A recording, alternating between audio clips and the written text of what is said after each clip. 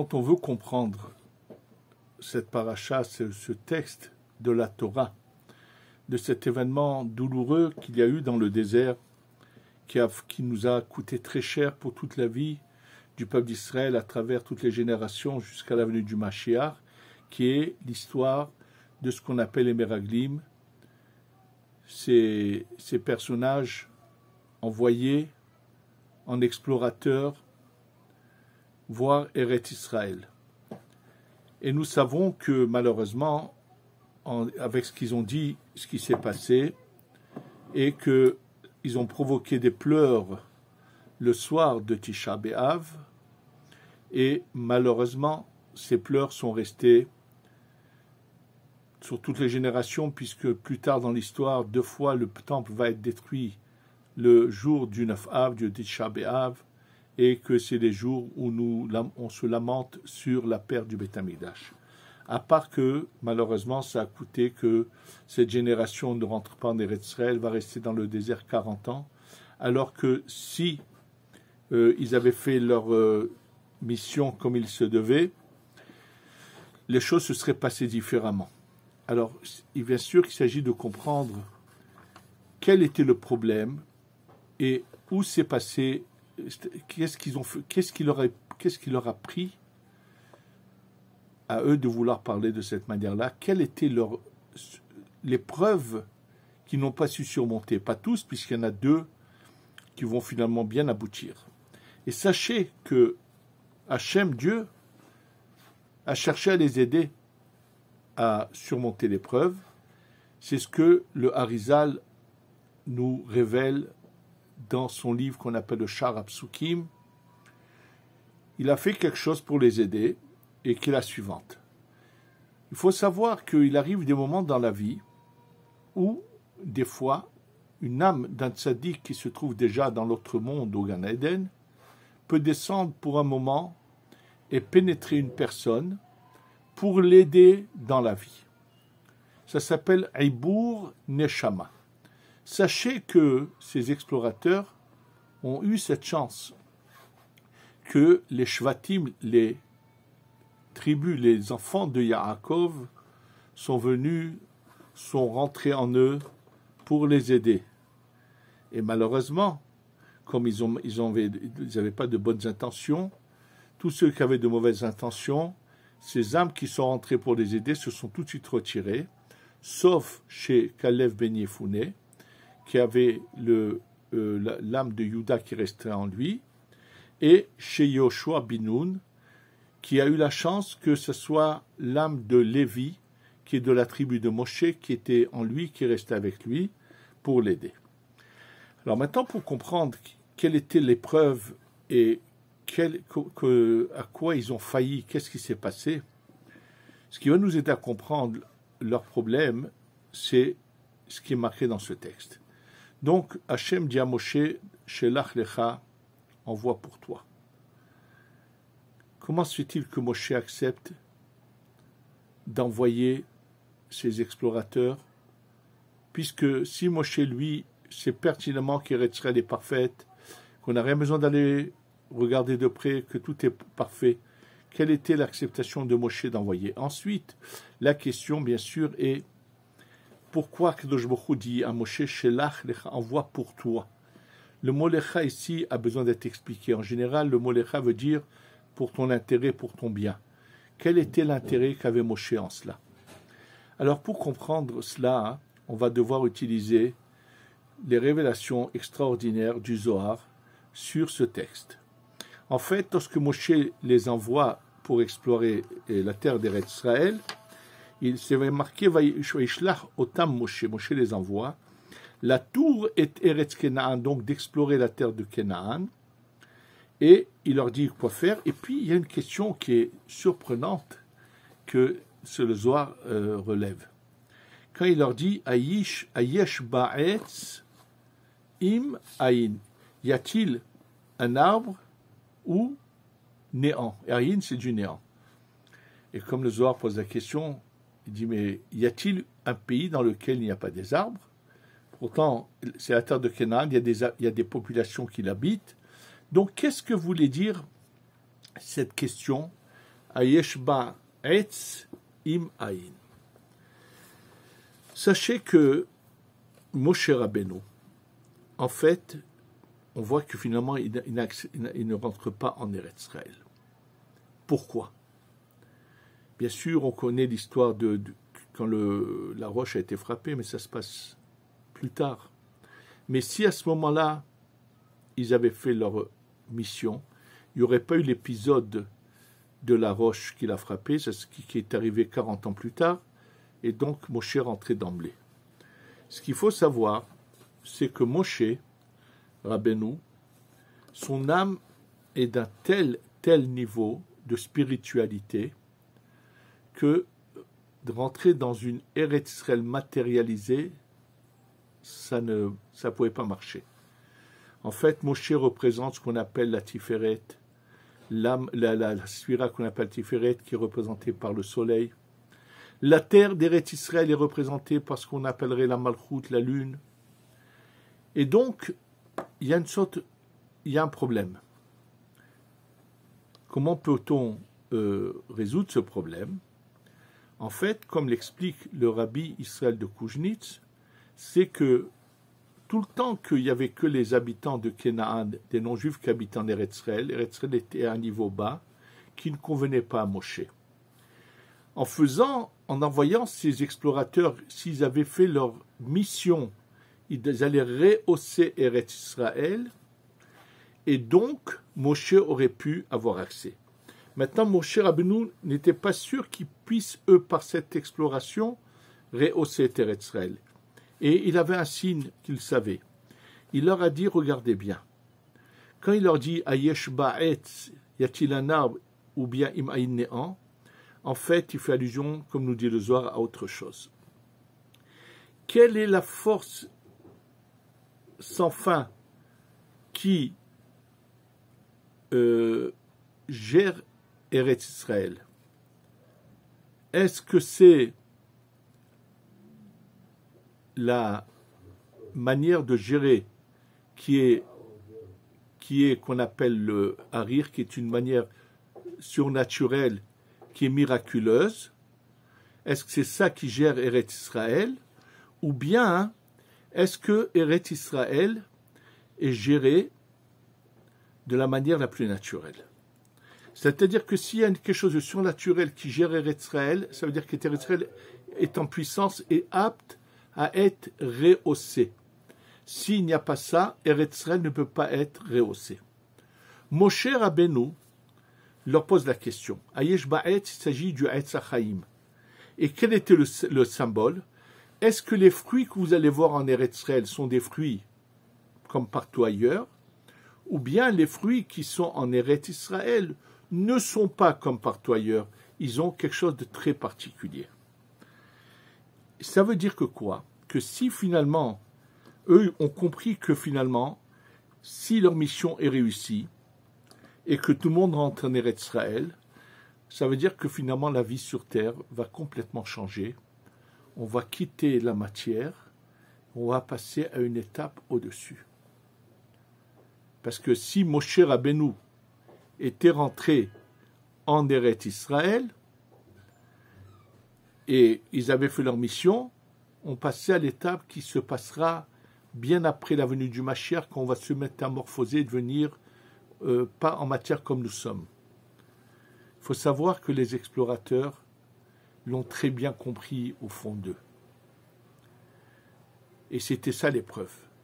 Il leur fallait bien sûr une aide spirituelle pour accepter que la vie change et qu'ils passent tout à fait à un autre niveau.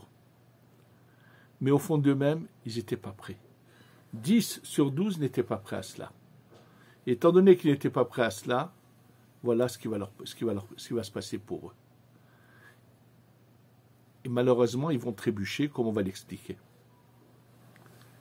Donc, maintenant, on commence à comprendre que il y avait là quelque part, ils sentaient qu'ils étaient en train de passer de niveau en niveau, et que rentrer en Eretz Israël, ça allait signifier qu'on passe d'une extrême à une autre extrême totalement à l'opposé. Ils étaient en Égypte, complètement enfoncés dans la matière. C'est vrai, il y a eu ces 50 jours, ils ont reçu la Torah, et là arrive le moment où il faut complètement voler, monter très haut. Et ça, ils le savaient, parce que quand Moshe, quand c'est marqué dans la Torah, comme je vous l'ai dit, il leur dit, voyez s'il y a le Etz HaHaïm. Et le mot Haïn, ça veut dire que c'est quelque chose qui est au-dessus du Etz HaHaïm. Ça veut dire, est-ce que c'est le Etz HaHaïm ou c'est encore plus haut? Et là, ils ont très bien compris, tout a été expliqué de manière claire. Et tout simplement, ils n'étaient pas prêts. Étant donné qu'ils n'étaient pas prêts, alors ils ont cherché à faire capoter tout ce processus qui est en train de s'enclencher. Sachez que cela, ce qui a concerné cette épreuve qu'ont reçue les Meraglim, il y a énormément de gens aussi aujourd'hui qui sont confrontés à cette épreuve. Il y a beaucoup de gens qui ont du mal à pouvoir quitter le confort et l'aisance dans laquelle ils vivent pour un futur qu'ils ne connaissent pas. C'est-à-dire qu'ils ont les moyens mais qu'ils ne connaissent pas. Je vais vous dire, il m'est arrivé de rencontrer des fois des personnages qui n'étaient pas du peuple juif, et un monsieur qui était à la tête de quelque chose de grandiose, avec un palais, qui avait du plaisir à connaître et à découvrir la Torah, à tel point qu'un jour il m'a dit, lors d'une explication que je lui ai donnée sur un sujet, qui cherchait à me rencontrer, il m'a dit, mais oui, vous êtes le peuple élu. Mais ce monsieur-là n'a jamais réussi à se détacher de la matière. Trop ancré dans la matière pour pouvoir s'en détacher. Donc, connaître la vérité, c'est une chose, mais faire le pas, c'est autre chose. Cette épreuve qu'ont rencontré les explorateurs, et malheureusement, on peut dire quelque part qu'ils étaient un peu les représentants, puisque lorsqu'ils ont parlé, les gens les ont suivis comme un troupeau de moutons. Les ont suivis d'une manière aveugle. Ils se sont mis tous à pleurer, ils ont tous voulu dire « Qu'est-ce que tu nous as fait Moshe ?» Il y avait des gens bien sûr, mais c'est une minorité. Et c'est ça le problème. Le problème, c'est qu'ils n'étaient pas aptes à monter. Et Hachem leur a quand même donné de l'aide, en envoyant les âmes des enfants de Yaakov, donc des tribus, s'intégrer en eux pour les aider. Mais malheureusement, il manquait le désir de vouloir avancer. Sachez que toute la vie, on est confronté à des épreuves. Et que toute la vie, on a un choix. Et on est là pour avancer. Il faut se dire une chose. De toutes les façons, beaucoup veulent le Mashiach. Bien sûr, beaucoup le réclament. Mais il faut qu'ils soient conscients tous que le jour où le Mashiach arrive, commence l'étape de tremplin qui va faire que petit à petit, tout le monde devra finalement aboutir au niveau. Mais c'est Naksiki, ça va prendre beaucoup de temps parce qu'ils ne s'étaient pas assez préparés. Et l'attachement à la matière les a empêchés d'avancer et de progresser. Et après, bien sûr, c'est des pleurs, c'est du regret, c'est de la souffrance. Au lieu d'attendre que le Mashiach soit là et que ça risque une souffrance terrible, que chacun prenne une leçon qui a un but. Le but est qu'on revienne à la situation de Adam Arishon du premier homme avant la faute, c'est-à-dire de monter de niveau. N'oublions pas une chose, que lorsque l'homme quitte ce monde, son âme va et jugée, elle peut être récompensée à l'Gan Eden, mais le corps qui a participé, lui, est là, il se décompose sous la terre. Donc il y a un jour où il faudra que ce corps aussi soit récompensé.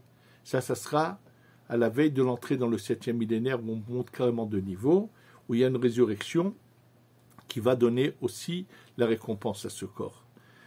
Il faut savoir que ce sera sans fin de montée en montée et que il faut maintenant s'éduquer, se préparer à commencer à apprendre la hiérarchie des valeurs, savoir qu'est-ce qui est vraiment important dans la vie et savoir commencer à ne pas rester attaché à la matière, jouir, mais jouir à un niveau plus élevé, où on fait profiter également l'âme. Eux ont commis une erreur qui a coûté très cher au peuple d'Israël, à eux et au peuple d'Israël. Il faut que maintenant qu'on arrive au but, il faut que chacun se réfléchisse et comprenne qu'il y a un but à la vie et qu'on doit se préparer maintenant à l'étape suivante.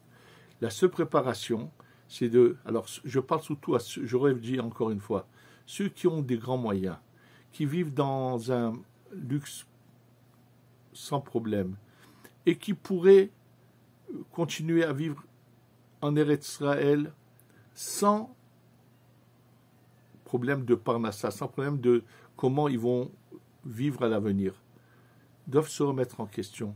Mais c'est à part devenir en Eretz Israël, au quotidien, savoir que finalement, l'homme arrive un jour où il doit donner des comptes et où il va découvrir que la vie est éphémère et qu'il fallait mieux savoir avancer et arriver au but pour lequel l'homme a été créé.